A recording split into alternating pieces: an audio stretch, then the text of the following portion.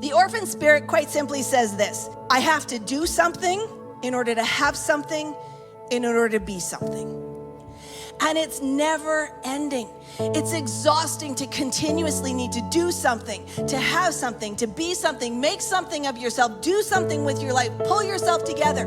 If I'm gonna have anything, then I'm going to have to fight for it. I'm gonna have to get what is mine. I'm gonna have to speak up. I'm gonna have to go after it. I don't care who I have to step on, but I'm gonna be all that I can be, and then I will be worthy. Jesus says you're worthy because he says you're worthy. The Father says you're chosen because he chose you.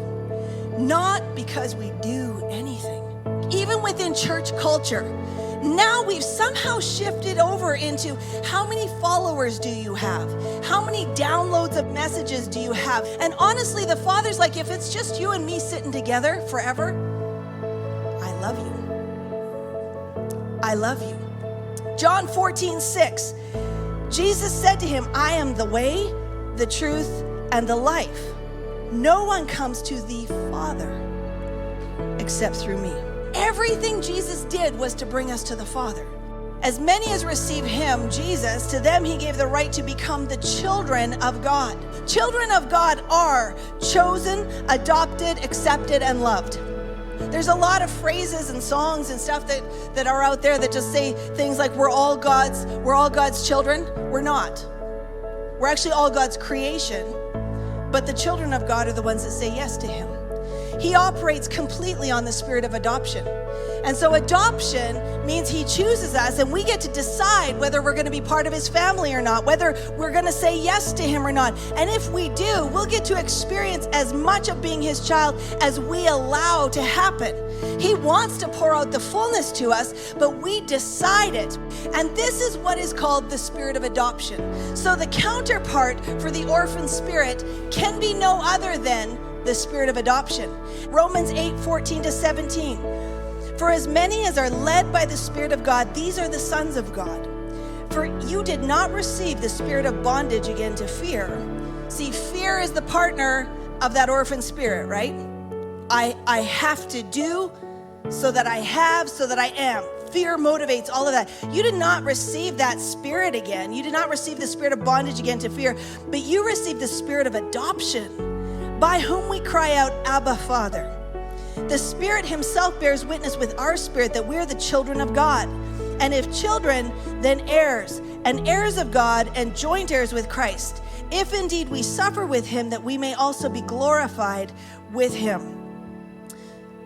The Holy Spirit who comes and dwells in us when we accept Jesus, when we accept his sacrifice, the Spirit bears witness with our spirit that we're actually accepted by the Father, and we're joint heirs with Christ, and suddenly we get to partner with what God is doing. But it says that the Spirit bears witness with our spirit, not with our head.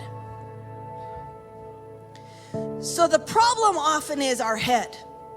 We can lose decades trying to earn our way into a good place to do good stuff for God. But when you trace it back, it is back to I have to do something in order to have something, in order to be something. The spirit of adoption says, I am, therefore I have, so I do. I am chosen. I am accepted. I am loved. I have access, and therefore I can do whatever it is he wants me to do. The orphan spirit says, I can't love you if I don't feel loved. I can't celebrate you if I don't feel celebrated. The adopted spirit says, I'm celebrated every day. You should see God has engraved me on the palm of his hand. He has loved me with an everlasting love. He says that I am his favorite. He knows me by name.